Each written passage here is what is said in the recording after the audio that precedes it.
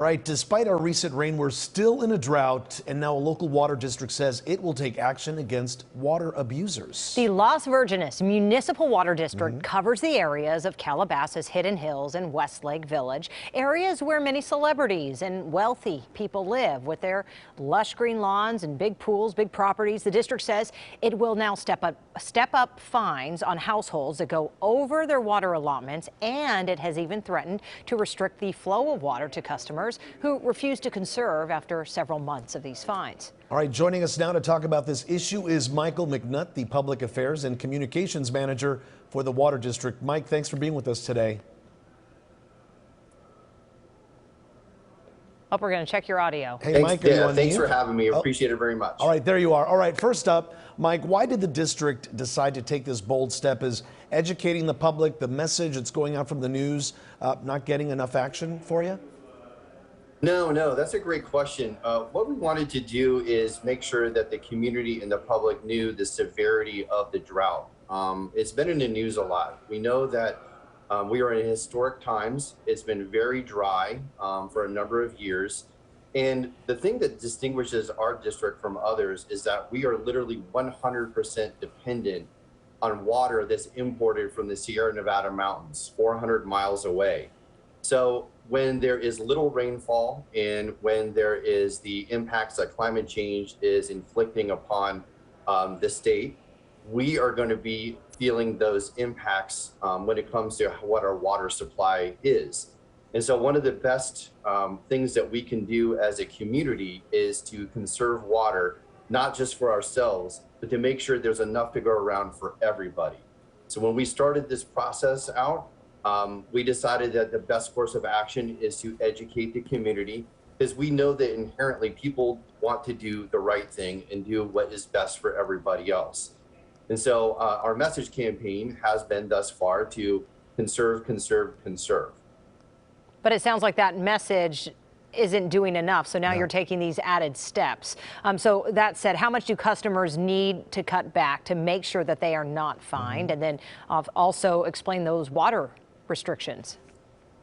Yeah, so what we're at right now, the way that we have everything set up in our system is that we have a billing structure that is called a water budget. And we have an indoor allocation and an outdoor allocation.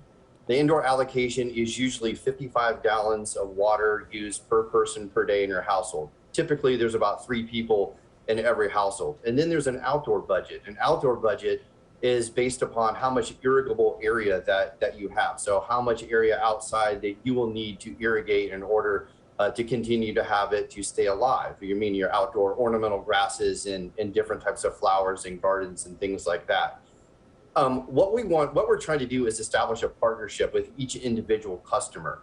And each individual customer has their own unique water budget associated with their home.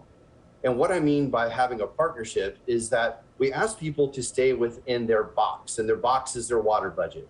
If you stay within there, you're considered in the efficient tier. If you go outside of your water budget, meaning that you're using more water than you're allocated, then there's going to be penalties associated with that. It's going to be increase in how much water it costs water for you to pay because you're increasing the amount of usage. And it goes all the way up from efficient tier to inefficient tier to excessive tier and to a wasteful tier. Once you get up to the wasteful tier, you're using a significant amount of water, typically about 200% more than your allocated budget. And so that is where we're trying to curb that specific usage to bring the comprehensive water usage in the whole district down. I talked about the partnership briefly. Our end of the bargain for us is to make sure a couple of different things. One is that each individual house has healthy, reliable, and cost-effective water delivered to them every single day. So they turn on their faucet, it's there. And the second thing is for us to do a good job in educating the community of what they can do to conserve water, to curb their water usage. And again, as I said before, this is something that we're all in together. And we feel that by kind of going in this approach, that this is going to really help make sure that we stretch every drop of water for as long as possible to ensure that everybody has enough to satisfy their health and safety needs. All right, Mike McNutt, thank you so much for giving us this Very important information. Before we let you go, though, how long do you expect these restrictions to last? Yeah, that's a great question. As long as the drought lasts. And I say that because we don't really know how long the drought's going to last. Okay. Projections from NOAA indicate that this could be something that goes on for several months. We just don't know. It's kind of up in the air. So the real what we need to do is have people remain vigilant and diligent when it comes to water conservation or water usage. So we don't know, but we need to keep going as if there's not any water tomorrow. And so that's the message right now is we're all in this together, and let's do it for each other.